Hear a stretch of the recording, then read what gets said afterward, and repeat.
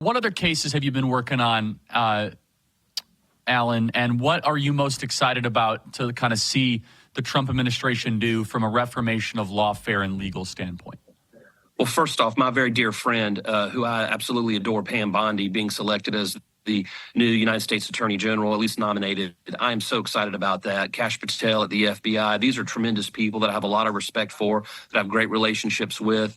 Christine Ohm at DHS. I mean, the list goes on and on and on. People that I know firsthand will go in and they will disrupt the establishment, the federal bureaucracy. They're going to go in there and they're going to dismantle those aspects and return those agencies to what their original mandate was. So I'm incredibly excited about what President-elect Trump has done, the people he's nominated for these particular positions, and I'm looking forward to having a good working relationship for once with the Department of Justice. So I'm very excited about that. Again, there's a lot of issues going on, Charlie. Obviously, there's issues we've got going on with social media. There's issues we have going on with First Amendment. I mean, we have a case right now that we're in amicus state on, in which school districts around the country are trying to prohibit a kid from wearing a T-shirt saying there are only two genders, yet they're allowed, other people with opposing viewpoints are allowed to wear their garments in school. You've got school districts that are passing rules that say if you misgender someone, even if it's on a Saturday and you're at the local mall and you're not on school grounds, you can be punished when you return to school. I mean, those types of things are going on,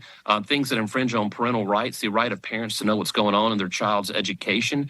So we're very dialed in on those types of issues. Obviously, I'm incredibly focused on what's going on at the southern border.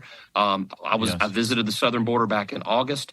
The fentanyl trafficking, as you've covered in the past, there are currently 300,000 unaccompanied minors that cross the border. We don't know where they are. We seized at the beginning of January of last year enough fentanyl to kill 500,000 people in South Carolina. It all came from Mexico in coordination with the Mexican drug cartels, the gangs, and the Chinese government that were manufacturing it and sending it over to the Mexico-Texas border.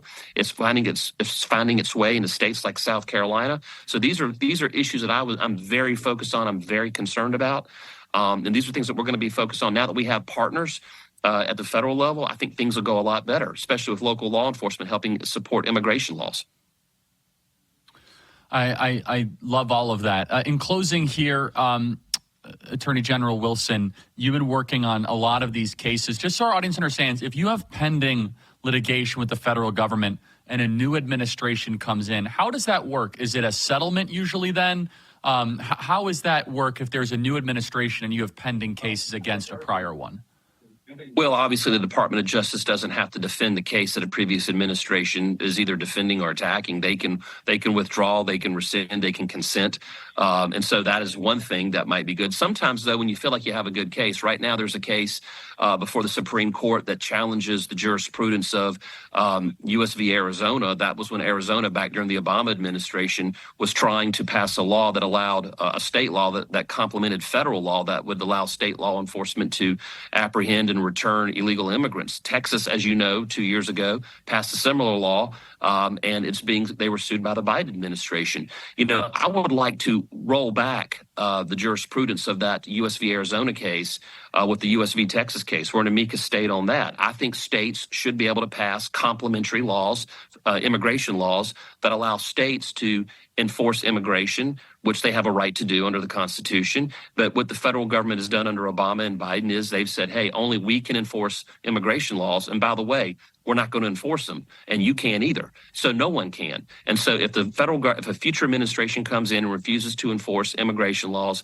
I think the state should have the ability to pass a state law. Charlie, it's illegal at the federal level to traffic drugs in South Carolina. It is also illegal under South Carolina state law to traffic drugs. If the feds don't enforce drug trafficking laws in my state, I can under state law. I think I should be able to do the same thing with illegal immigrants, prosecuting them and returning them. So these are things that we would like to continue to fight for. I would like to get the Supreme Court to roll back that last case. But again, the Justice Department could choose to consent and kick it.